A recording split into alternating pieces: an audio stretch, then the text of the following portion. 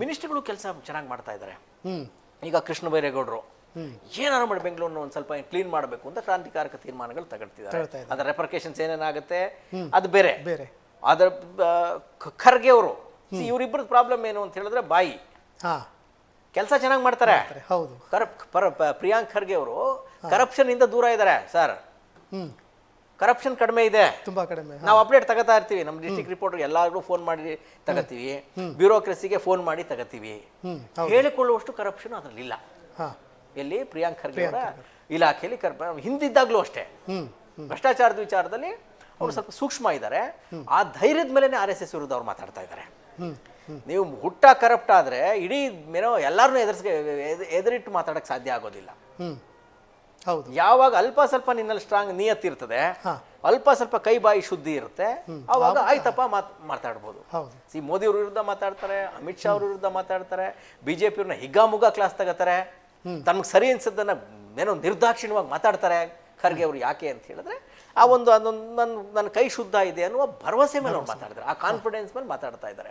But ಇವ್ರ problem ಏನು ಅಂತ ಹೇಳಿದ್ರೆ ಸ್ವಲ್ಪ ಅದನ್ನೇ ಮಾಡ್ತಾರೆ. BJPನವರು ನೆಗೆಟಿವ್ ಆಗಿ ಕನ್ವರ್ಟ್ ಮಾಡ್ತಾರೆ. ಕಾಂಗ್ರೆಸ್ನಲ್ಲೂ ಕೂಡ ಇವನೇನು ಹಿಂಗೆ ಮಾತಾಡ್ತಾನೆ ಅಂತ ಮಾತಾಡಿರೋದು ನಾನು ಕೇಳಿದ್ದೇನೆ.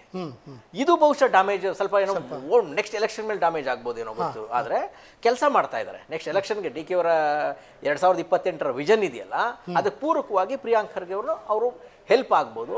ಅದರ ನೆಗೆಟಿವ್ ಅಂಶಗಳು ಇದಿದೆ. ಇನ್ನು ಕೃಷ್ಣ ಬೈರೇಗೌಡರದ್ದು ಸೇಮು.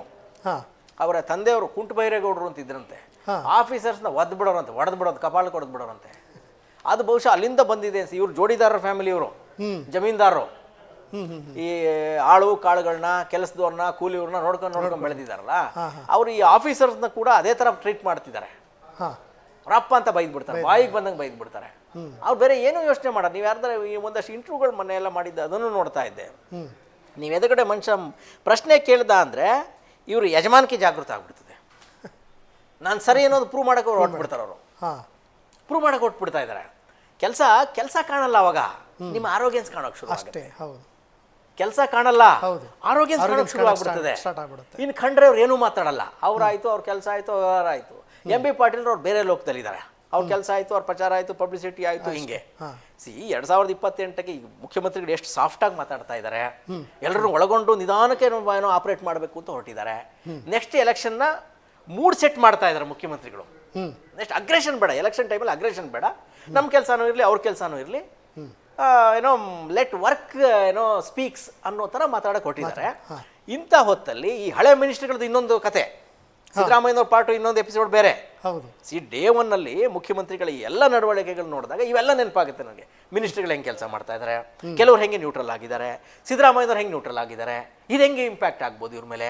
ಈ ಕಡೆ BJPನವರು ರಣಹದ್ದುಗಳಂತೆ ಕಾಯ್ತಾ ಇದ್ದಾರೆ ಮೇಲ್ಗಡೆ, ಯಾವ ಸಂದರ್ಭದಲ್ಲಿ ಯಾರ್ಯಾರನ್ನು ಕ್ಯಾಚ್ ಹಾಕ ಕಾಯ್ತಾ ಇದ್ದಾರೆ. ಇದುವರೆಗೆ ಒಂದು ಆಟ, ಇನ್ಮೇಲೆ ನಡೆಯೋದೇ ಇನ್ನೊಂದು ಆಟ. ಹಾಗಾಗಿ ಕೇಂದ್ರ BJP ಕೂಡ ಈ ಕಡೆ ಗಮನ ಹರಿಸುವ, ಟಾಸ್ಕ್ ಕೊಡುವ ಸಾಧ್ಯತೆ ಇದೆ. ಮುಖ್ಯಮಂತ್ರಿಗಳು ಸಾಫ್ಟ್ ಆಗಿ ಹೋಗ್ತಾ ಇದ್ದಾರೆ. ಈ ಸಾಫ್ಟ್ ಆಗಿ ಹೋಗೋದು ಇದೇ ಕಂಟಿನ್ಯೂ ಆಗುತ್ತೆ ಅಂತ ಹೇಳಕ್ ಬರಲ್ಲ. ಯಾವಾಗ ತಮ್ಮ ಏನೋ ಅಗ್ರೆಸಿವ್ ಆಗಿ ಬದಲಾಗ್ತಾರೆ ಅಂತ ಹೇಳಕ್ ಬರಲ್ಲ. ಯಾಕೆಂದ್ರೆ ಆಗ್ಲೇಬೇಕಾಗತ್ತೆ. ಏನೋ ನಿಮ್ಗೆ ಖಾತೆ ವಿಸ್ತರಣೆ, ಸಂಪುಟ ವಿಸ್ತರಣೆ, ಖಾತೆ ಹಂಚಿಕೆ ನೋಡೋದ್ರಲ್ಲ, ಎಷ್ಟು ಟಾರ್ಚರ್ ಆಯ್ತು ಮುಖ್ಯಮಂತ್ರಿಗಳಿಗೆ. ಸಹಿಸ್ಕೊಂಡ್ರು, ತುಂಬಾ ತಾಳ್ಮೆಯಿಂದ ಕಾದ್ರು. ಆ ತಾಳ್ಮೆಯ ನಂತರ ಈಗ ಈ ಮೆಚುರಿಟಿ ಬಂದಿದೆ, ಈ ಸಮಾಧಾನ ಬಂದಿದೆ, ಆ ಸಂತತ್ವ ಬಂದಿದೆ ಮುಖ್ಯಮಂತ್ರಿಗಳಲ್ಲಿ.